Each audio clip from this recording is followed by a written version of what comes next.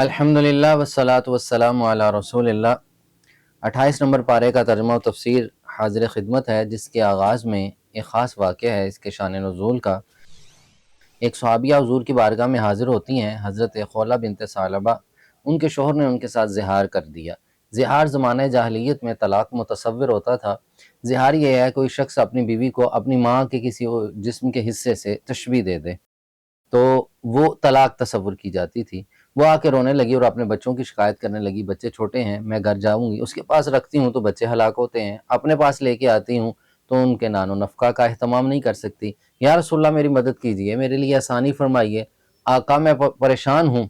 अब वो इस अंदाज़ में अपने दुखड़े सुना रही है। आप सरकार खामोश हैं और वही के इंतज़ार में हैं। अल्लाह तबारक व तआला ने इस कैफ़ियत को बड़े खूबसूरत अंदाज में बयान किया। ए महबूब, जब वो औरत आपसे अपनी इल्तिजाएँ कर रही थी, आप दोनों की बातें रब सुन रहा था और अल्लाह सुनने वाला है, देखने वाला है।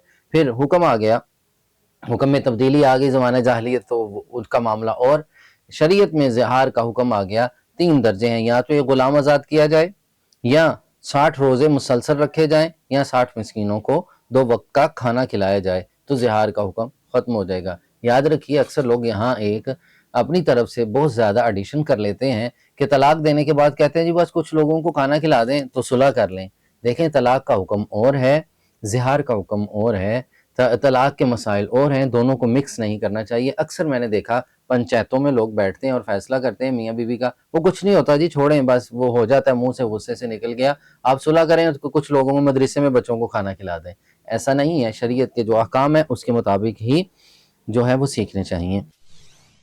सूरह हशर है, उसके अंदर जो मज़ामीन है, फरमाया कि अस्साबिकून अल-अव्वलून अल-मुहाजिरून, मुहाजिरीन का, अंसार का इब्तदा में ईमान लाने वालों का तज़किरा फरमाया गया और उनकी शान को बयान किया गया है।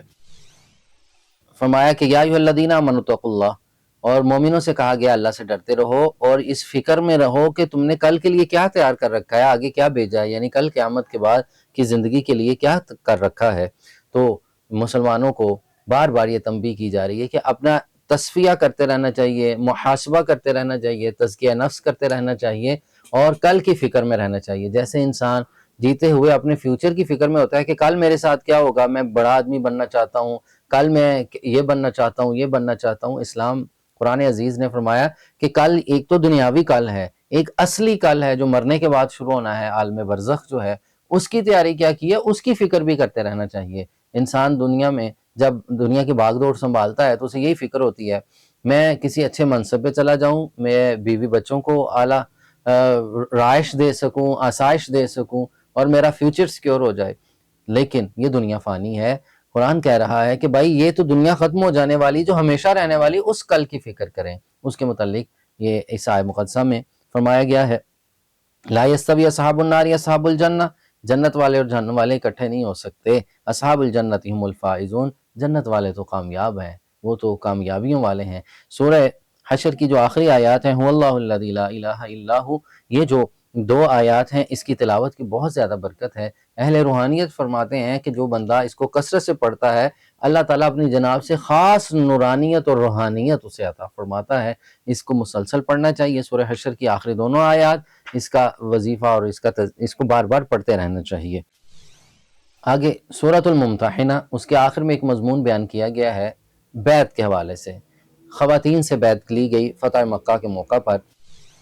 सबसे पहले बैत का तज़किरा है कि आका करीम सल्लल्लाहु अलैहि वसल्लम की बारगाह में लोग जब आते तो वो बैत किया करते हुजूर के दस्ते मुबारक पे, मर्द भी और ख़वातीन भी।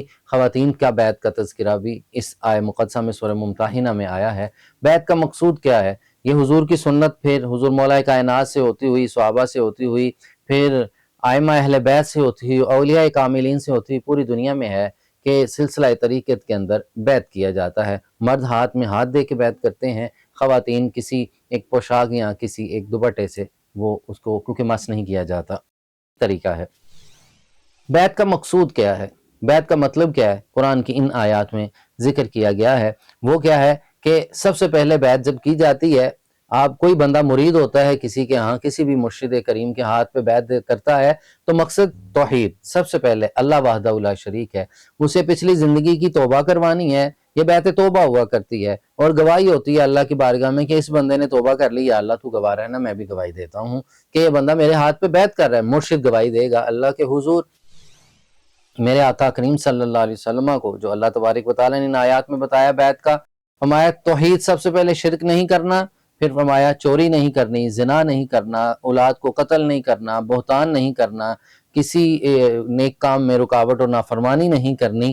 یہ تمام چیزیں کیا ہیں؟ اس کا خلاصہ دو ہے۔ بیعت کا مقصد امر بالمعروف و نہی عن المنکر، یہ دو چیزیں اسی پہ بھی بیعت کی جاتی ہے۔ اگر آج بھی کوئی اسی کرائٹیریے کو فالو کرتے ہوئے انہی منشور اور انہی اصول و ضوابط کو بروئے کار لاتے ہوئے کوئی بھی مرشد بیعت لیتا ہے تو وہ بیعت حق ہے، کوئی بدعت نہیں ہے، کوئی گناہ نہیں ہے۔ یہ وہی بیعت ہے جو آپ صلی اللہ علیہ وسلم کی سنت چلی آ رہی ہے۔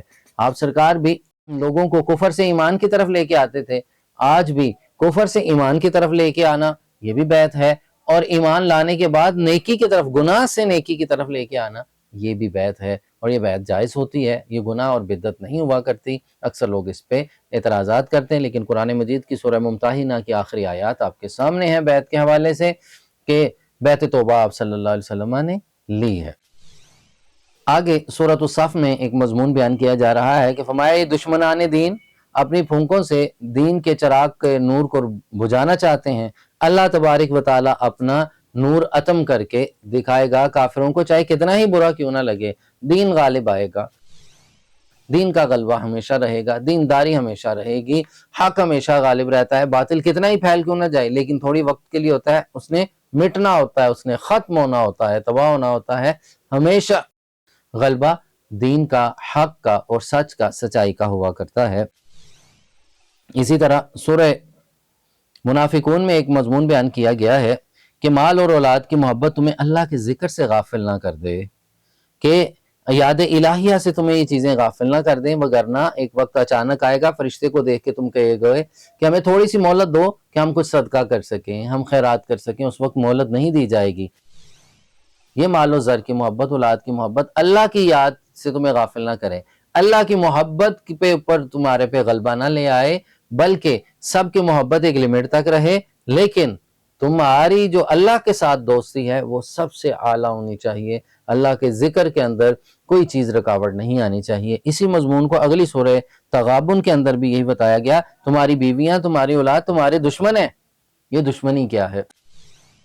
دشمنی یہ ہے کہ بندہ ان کی خواہشات کو پورا کرتے کرتے حلال اور حرام کی تمیز کھو بیٹھتا ہے، ان کے ضروریات کو پورا کرتے کرتے حرام کمائی کی طرف چلا جاتا ہے، اپنی نمازیں چھوڑ دیتا ہے، اپنا ذکر چھوڑ دیتا ہے، دینی معاملات چھوڑ دیتا ہے، بیوی بچوں کی خواہشات پوری کرتے کرتے حج فرض تھا وہ گیا، نہ عمرہ، نہ نماز، نہ تراویح، نہ روزہ، نہ زکوٰۃ اس لیے نہیں دیتا کہ پیسے کم ہو جائیں گے، عمرے پہ اس لیے نہیں جا رہا کہ میں نے بچوں کے لیے جوڑ کے رکھا ہے، گھر بنانا ہے، وہ اس کی خواہشات پوری کرنی ہے، حج پہ اس لیے نہیں جا رہا کہ حج پہ جاؤں گا تو اتنے لاکھوں لگ جائیں گے اور بیوی بچوں کی ضروریات بہت زیادہ ہیں۔ اسی طرح دینی معاملات میں قربانی اس لیے نہیں کرتا کہ بہت پیسے لگیں گے، میں نے تو اپنے ابھی بہت سے کام کرنے ہیں۔ تو یہ کیا ہے؟ یہ دشمنی کیا ہے؟ فرمایا کہ اس لیے کہ یاد الہیہ سے غفلت بھی ہے اور دین سے دوری کا سبب بھی ہے۔ اولاد تمہاری بنتی ہے، بیویاں تمہاری بنتی ہیں، ان کی محبت اتنی تمہیں غالب آ جاتی ہے کہ تم اللہ کی محبت کو چھوڑ دیتے ہو۔ سورۃ الطلاق کے اندر ایک مضمون بیان کیا جا رہا ہے، اس میں عدت و طلاق کے احکام ہیں۔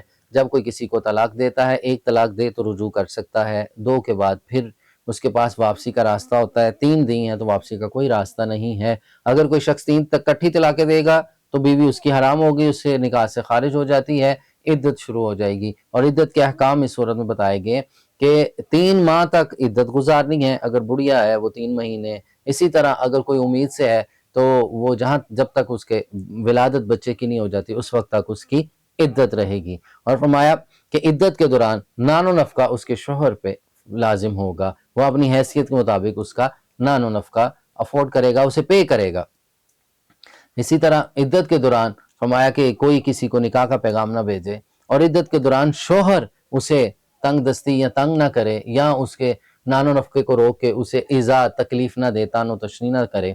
تو یہ احکام سورۃ الطلاق میں بیان کیے گئے ہیں۔ اللہ تبارک و تعالی قرآن و حدیث کے ظاہری باطنی علوم عطا فرمائے، اس پہ عمل کی توفیق نصیب فرمائے۔